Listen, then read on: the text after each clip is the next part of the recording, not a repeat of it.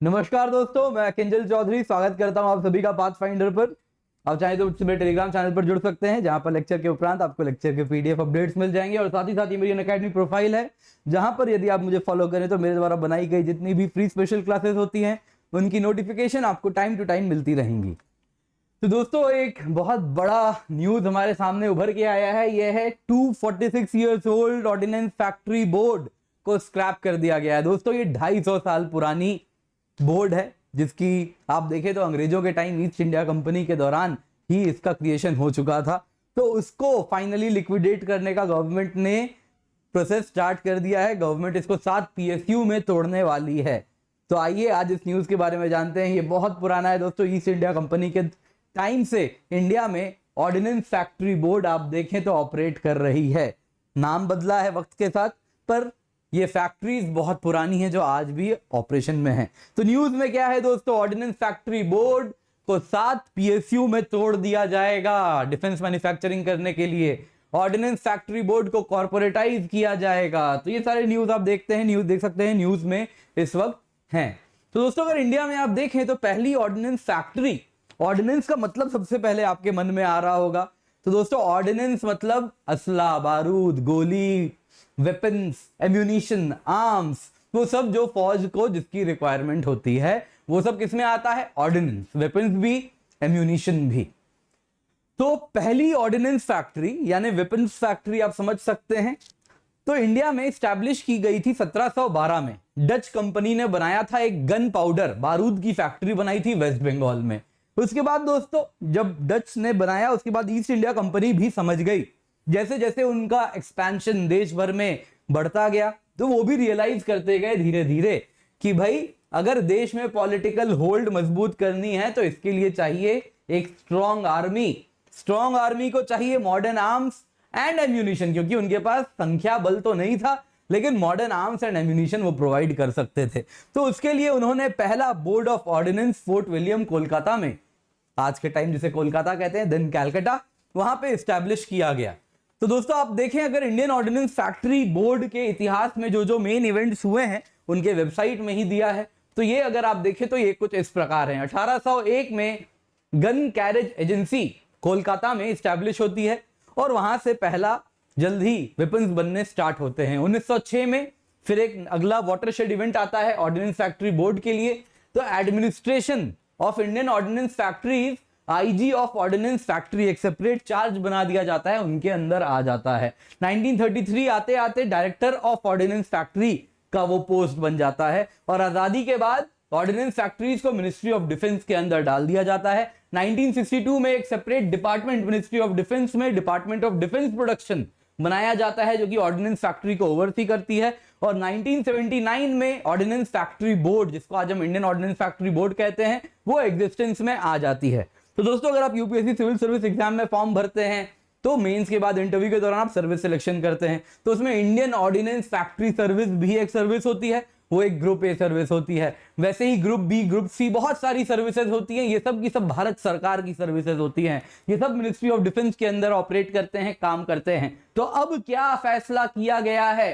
तो ये ordnance factory board जो कि भारत सरकार के अंदर आती थी, इसको हटा के एक पीएसयू बना दिया जाएगा। अदर 7 पीएसयू बना दिए जाएंगे।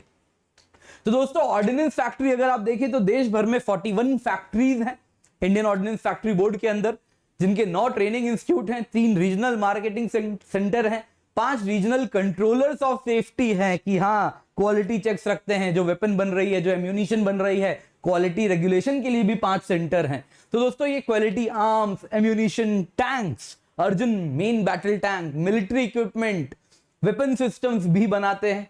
इसके सिवा आप देखें तो जो प्रोडक्शन फैसिलिटी है उसकी क्वालिटी इंप्रूव करते हैं, उसको मॉडर्नाइज करना है इनका उद्देश्य।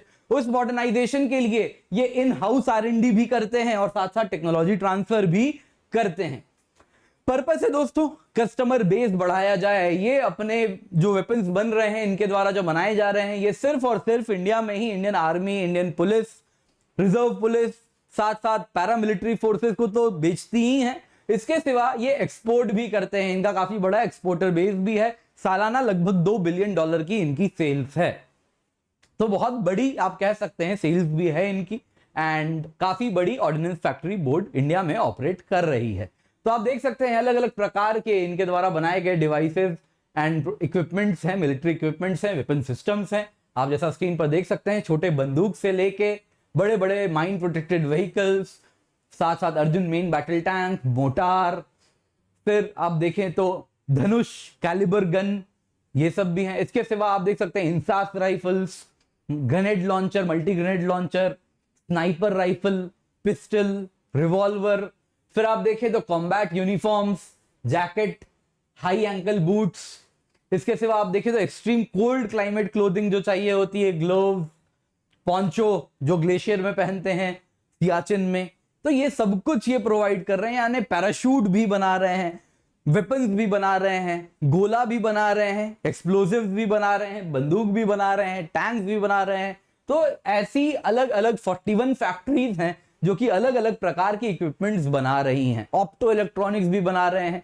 लेकिन दोस्तों काफी ज्यादा प्रॉब्लम्स ऐसा कहा जा रहा है इन ऑर्डिनेंस फैक्ट्रीज में रही हैं। तो सीएजी रिपोर्ट ने कुछ कमियां इनमें आइडेंटिफाई की थी। तो आप अगर देखें तो पहला जो सबसे ज्यादा इशारा किया गया था वो था इनएफिशिएंट इन्वेंट्री मैनेजमेंट किया जा रहा है। यानी ऑर्डिनेंस फैक्ट्री बोर्ड से अगर आप दोस्तों देखें तो सीएजी के अनुसार 52% ऑफ इन्वेंट्री यानी इनपुट्स जो रॉ मटेरियल बनाने के लिए, वेपन्स या गोला बनाने के लिए जो रॉ मटेरियल्स चाहिए थे, 50% से ज्यादा 52% तो यूज ही नहीं हुए with in that given year by the factories. Order place कर देते हैं, ऑर्डर इंडिया आ जाता है लेकिन इस्तेमाल नहीं हो रहा है। यानी क्या हो रहा है, इन्वेंट्री प्रॉपर्ली मैनेज नहीं हो रही है। इसके सिवा क्वालिटी इश्यूज बहुत ज्यादा आ रहे हैं। अगर आप फौजियों से पूछेंगे तो हमारे जो आर्मी ऑफिसर्स हैं, सोल्जर्स हैं, उनसे पूछेंगे तो वो आए दिन इंसास राइफल्स की कोई बहुत हाई ओपिनियन नहीं रखते हैं इंसास राइफल्स के बारे में।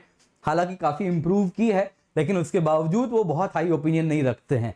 साथ साथ आप देखें तो रिसेंटली बोफोर्स की 40 mm गन कार्ट्रिज फट गई थी जिसमें 5 सोल्जर इंजर हो गए थे। तो रिसेंट न्यूज है, ये 2019-20 में हुआ था एंड देख लीजिएगा कब एग्जैक्टली 2019-20 के आसपास हुआ है। तो दोस्तों ये बोफोर्स का सुनते ही आपके मन में वो कारगिल वाले आर्टिलरी याद आने लगते होंगे, वो नहीं था, ये एंटी एयरक्राफ्ट गन था जो कि फटा था। 5 सोल्जर्स इसमें इंजर हुए थे, एक ऑफिसर भी थे। वैसे ही आप देखें तो ऑर्डिनेंस फैक्ट्री बोर्ड्स काफी ज्यादा ऑब्सोलीट हो गई हैं, मॉडर्नाइजेशन नहीं हुई है। इसके सिवा आप सीएजी रिपोर्ट की बात करें तो ऑर्डिनेंस फैक्ट्री बोर्ड्स टाइमली अपने प्रोडक्शन को डिलीवर ही नहीं कर रहे। सिर्फ और सिर्फ 49% ऑफ ऑर्डर्स उन्होंने टाइम पे डिलीवर किया है। इसके सिवा दोस्तों सीएजी रिपोर्ट ने ही कहा है कि 1/3 ऑफ उनका बजट ओवरहेड कॉस्ट में चला जाता है। यानी वो एक्सपेंसेस जो कि प्रोडक्शन से लिंक्ड ही नहीं है, तो उनका बजट का 1/3 हिस्सा नॉन प्रोडक्टिव पार्ट में जा रहा है जो कि कुछ नया प्रोडक्शन में नहीं जा रहा। यानी एफिशिएंसी की कमी है जैसा सीएजी रिपोर्ट कहना चाह रही थी।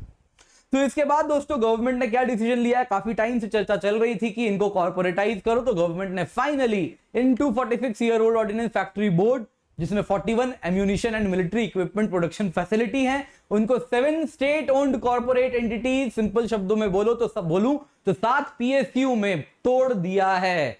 इससे क्या होगा, गवर्नमेंट कह रही है कि अब ये पीएसयू हो जाएंगे तो इनको खुद से अपने बजट के लिए अब खुद से संघर्ष करेंगे, लड़ेंगे, मार्केट में बेचेंगे तो ही उनका जो प्रोडक्शन होगा वो मार्केट ओरिएंटेड होगा, लोग इनके ग्राहक होंगे जो इनसे खरीदेंगे, यानी क्वालिटी भी इनको मेंटेन करनी पड़ेगी। तो इस वजह से उनकी अकाउंटेबिलिटी भी होगी क्योंकि अपने आप को सर्वाइव करवाना होगा, एफिशिएंसी होगी तभी मार्केट में बिकेगा, और प्राइवेट प्लेयर्स के साथ कॉम्पिटिटिव भी होंगे, ग्लोबल प्लेयर्स के साथ कॉम्पिटिटिव भी होंगे। तो इस वजह से अकाउंटेबिलिटी, एफिशिएंसी एंड कॉम्पिटिटिवनेस आने वाली है। तो इस वक्त ऐसा प्लान है कि इन 41 फैक्ट्रीज को 7 पीएसयू में तोड़ा जाएगा। ये 100% गवर्नमेंट ओन्ड होंगे, मिनिस्ट्री ऑफ डिफेंस के अंदर ऑपरेट करेंगे।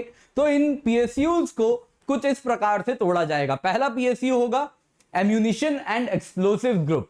तो वो सारे फैक्ट्रीज जो कि अलग अलग कैलिबर का एम्यूनिशन बना रही हैं, अलग अलग एक्सप्लोसिव्स बना रही हैं, वो सारी फैक्ट्रीज एक पीएसयू के अंदर आ जाएगी। उसका कुछ नाम अभी तय नहीं किया गया है, लेकिन एम्यूनिशन एंड एक्सप्लोसिव वाली फैक्ट्रीज उस एक पीएसयू में आएगी। दूसरी पीएसयू होगी जो व्हीकल्स ग्रुप, जितनी भी फैक्ट्री है व्हीकल्स जो बना रही हैं, फिर वो माइन प्रोटेक्टेड व्हीकल हुआ, टैंक हुआ, बीएमपीज हुआ, इन्फेंट्री व्हीकल जो होती है, वो सारी व्हीकल्स बनाने वाली फैक्ट्रीज एक पीएसयू में आ जाएगी। तीसरी है दोस्तों वेपन्स एंड इक्विपमेंट ग्रुप, जितने भी small arms, medium large calibre guns हो गए, बाकी वेपन सिस्टम्स हो गए, तो उन सबको बनाने वाली फैक्ट्रीज एक पीएसयू में आ जाएगी। फिर हो जाएगी एक एंसिलरी ग्रुप जो कि एक्स्ट्राज में चली गई, एंड बाकी कुछ ऑप्टो इलेक्ट्रॉनिक्स, आज के टाइम की ऑप्टो इलेक्ट्रॉनिक्स ग्रुप वाली फैक्ट्रीज एक पीएसयू में जाएगी। फिर हो गया troop comfort items. Troop comfort items कुछ इस प्रकार के यूनिफॉर्म से लेके, क्लोथिंग से लेके, शूज से लेके, ये सब जो बना रही हैं वो वाली पीएसयू हो जाएगी। एंड फिर एक पैराशूट ग्रुप होगी। तो पैराशूट क्रिएट किया जा रहा है, उसमें जो पॉलीमर चाहिए, जो फाइबर चाहिए, कैसा थ्रेड होना चाहिए, तो वो सब बनाने वाली एक अलग फैक्ट्रीज को पैराशूट ग्रुप में डाल दिया जाएगा।